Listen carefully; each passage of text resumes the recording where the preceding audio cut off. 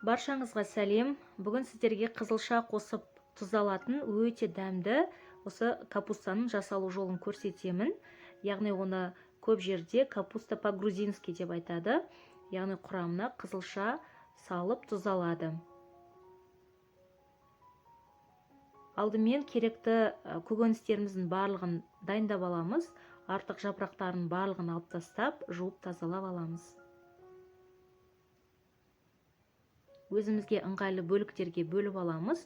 Ортасындағы өзегін алып тастап, өздеріңіздің қалауларыңыз бойынша турап алсаңыздар болады. Мен осылай ортасынан бөліп, кейін тағы да жарты бөлігін өзін ұзыншалап, өзегін алмай бөліп алдым. Өзегін алып тастасаңыздар да болады. Мен шашырап кетпеу үшін тек қана осылай бөліктерге бөліп алдым. Видеоның астында описание бөліміне құрамына кететін барлық жаңа ингредиенттерін жазып қалдыратын боламын. Отбасындағы адам санына байланысты құрамын 2-3 есеге көбейтіп жасай беруге болады.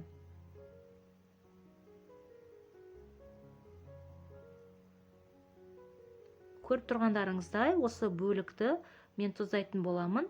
Немесе сіздер өз қалауларыңыз бойынша одан да тағы да ортасынан бөліп жасай берулеріңізге болады. Сарымсақты тілімдерге бөліп аламыз, ал қызылшаны осындай тілімдерге де бөліп аламыз. Өз қалауларыңыз бойынша үккіштен өткізіп жасай берулеріңізге де болады.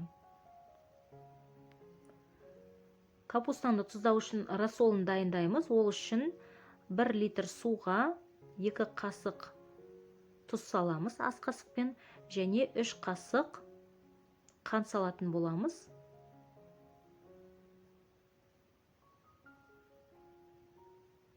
Тұздап жатқан орам жапырақтарыңыздың көлеміне байланысты суын тағы да көбейтіп жасай берулеріңізге болады. Мен осындай пластик ыдысты пайдаланамын. Эмаль болса, эмаль ыдысты пайдалансаңыздар да болады. Түбіне осындай мен сельдерейді қостым.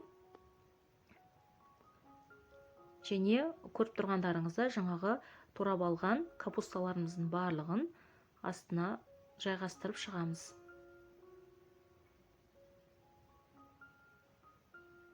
Осылай капуста, сосын жаңағы турап алған қызылшаларымызбен сарымсақтарымызды осылай салып, бірінен кейін бірін осылай салып, слой-слой етіп салып шығамыз.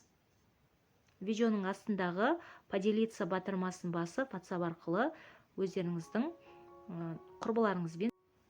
Сонымен қатар каналымнан басқа да пекин капустасын тұздаудың және де басқа да салаттардың, тәттілердің, ыстық тағамдардың түрлерін таба аласыздар.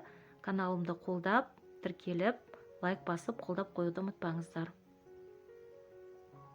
Енді қалған жаңағы қызылшаларымызды барлығын осылай жайғастырып, үстінен дайындап алған жаңағы рассолымызды құятын боламыз.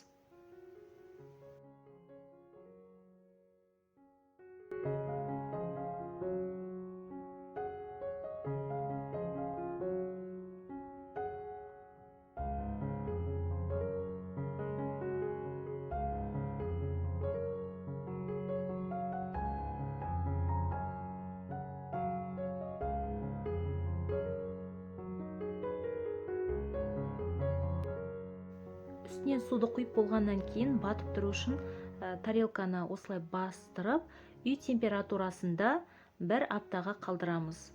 Негізінде 3 күннен кейін қолдана беруге болады деген ол қате пікір.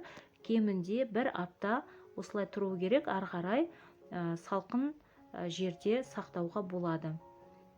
Үстінен жаңағы ферментация кезінде, яғни ашу барысында суы ағып кетпеу үшін астынан осындай ыдысты қойсақ болады, бірақ менде асып кеткен жоқ, яғни тасыған жоқ. Енді қазір сіздерге көрсетемін. 1 аптаның ішінде менде осындай суы қызғылт болып шықты. Өте дәмді болды, қытырлап, сондай керемет болады. Міндетті түрде жасап көріңіздер. Кез келген тағаммен үйлеседі. Егер рецепт пайдалы болса, достарыңызбен бөлісіп, қолдап, менің каналыма тіркеліп қоюды ұмытпаңыздар. Астарыңыз дәмді болсын.